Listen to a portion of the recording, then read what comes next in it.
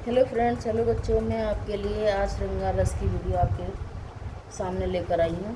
तो आज हम श्रृंगार रस की जानकारी करते हैं कि श्रृंगार रस क्या होता है, श्रृंगार रस कैसे कैसे मिलकर बनता है। तो देखते हैं हम श्रृंगार रस का परिचय। श्रृंगार रस, श्रृंगार रस में रति नामक स्थायी भाव होता है। श्रृंगार रस जो कि श्रृंगार रस में परिणत हो जाता है।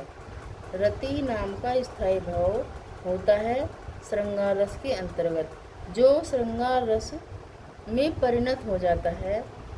नायक नायिका के मिलने के प्रसंग के संयोग तथा उनके विरह में वियोग होता है, उसे श्रृंगार रस कहते हैं।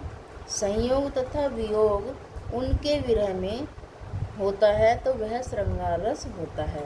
अब देखते हैं हमारा श्रृंगार रस का के जो अवयव होते हैं वो कितने होते हैं। तो यह हमारा एक आश्रय हो जाएगा, एक आलंबन हो जाएगा, एक हमारा उद्दीपन हो जाएगा, एक हमारा अनुभाव हो जाएगा, एक हमारा संचारी भाव हो जाएगा। तो आश्रय में देखते हैं कि आश्रय हमारा कौन होता है। मेन पर्पज हमारा, मेन पॉइंट हमारा कौन होता है, किसके लिए मतलब संयोग होता है और किसके लिए वियोग होता है। तो नायक के लिए संयोग होता है, आश्रय होता है। आलंबन नायिका के लिए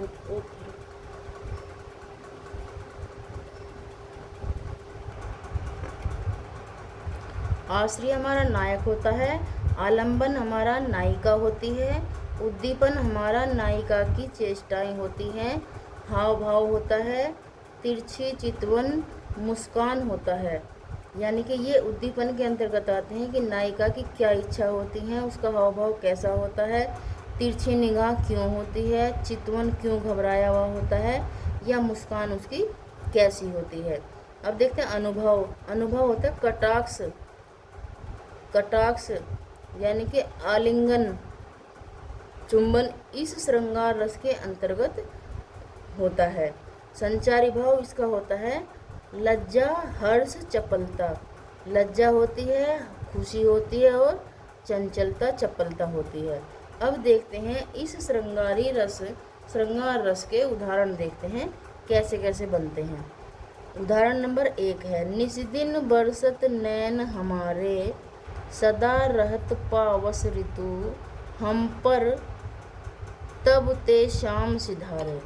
हम पर तब ते शाम सिधारे, यह हमारा उदाहरण हो जाएगा वियोग श्रृंगार का। दूसरा उदाहरण देखते हैं, बतरस लालच लाल की मुरली धरी लुकाए, सोहे करे भो हनु हसे, देन के नट जाए, देन के नट जाए। यह हमारे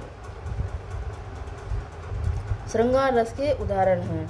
तीसरा नंबर का उदाहरण होता है, तरनी तनुजा तट तमाल तरवर बहु छाए, झके कूल सो जल परसन हित मनहु सुहाए। यह भी हमारा श्रृंगार रस का उदाहरण है। मेरे तो अगला उदाहरण देखते हैं हम चौथे नंबर का, मेरे तो गिरधर गोपाल दूसरो ना कोय, जाके सिर मोर मुकुट मेरो पति होए। यह हमारा उदाहरण हो जाएगा वियोग श्रृंगार। वियोग श्रृंगार का हमारा उदाहरण हो जाएगा, यानी कि इसमें इस श्रृंगार में वियोग और संयोग इन दोनों का ही प्रसंग होता है। इसलिए आज की मेरी वीडियो यहीं पर समाप्त होती है। अगर आपको मेरी वीडियो अच्छी लगी हो तो एक लाइक तो ज़रूर बनता है। Thank you.